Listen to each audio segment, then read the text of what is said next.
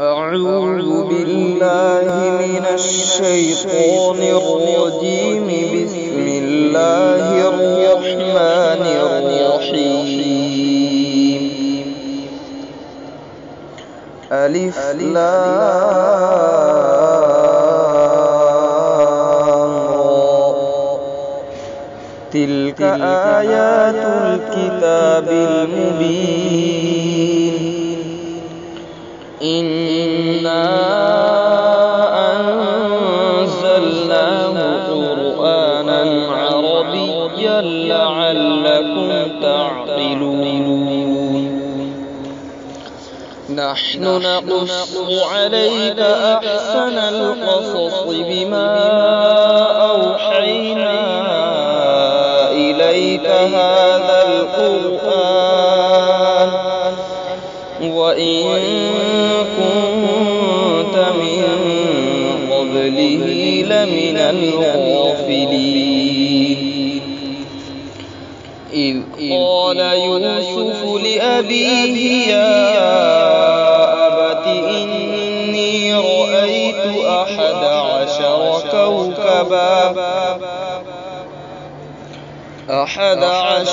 كوكبا والشمس والقمر رأيتهم لي ساجدين. قال يا بني لا تقصص رؤياك على إخوتك فيكيدوا لك كيدا إن الشيطان للإنسان عدو مبين. وكذلك يجتبيك ربك ويعلمك من تأويل الأحاديث ويتم نعمته عليك وعلى آل يعقوب كما أتمها على أبويك من قبل إبراهيم وإسحاق إن ربك عليم حكيم. لقد كان في يوسف وإخوته آيات للسائلين. إذ قالوا ليوسف وأخوه أحب إلى أبينا منا ونحن عصبة إن أبانا لفي ضلال مبين.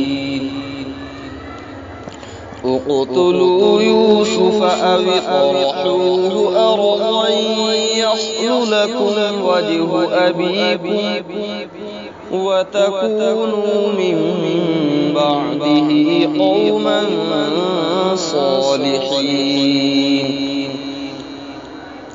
قال قائل منهم لا تقتلوا يوسف وألقوه في غيابة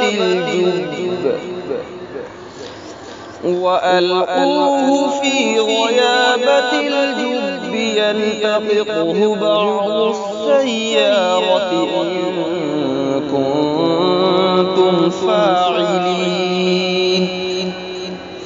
قالوا يا أبانا ما لك لا تأمنا على يوسف وإنا له لناصحون.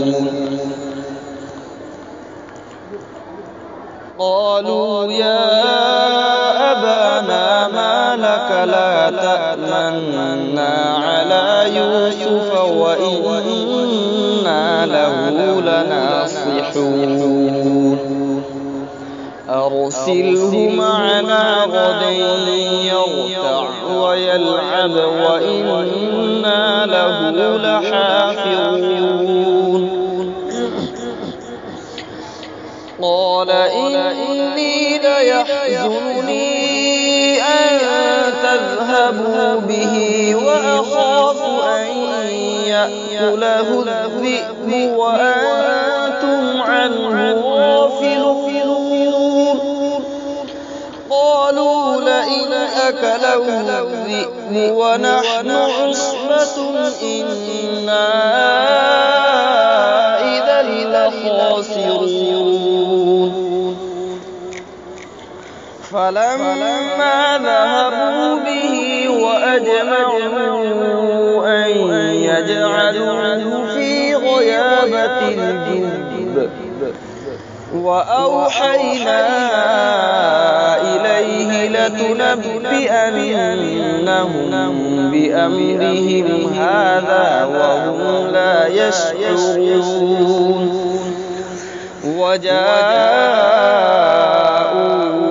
أباهم عشاء يبكون قالوا يا أبانا إنا ذهبنا نستبق وتركنا يوسف عند متاعنا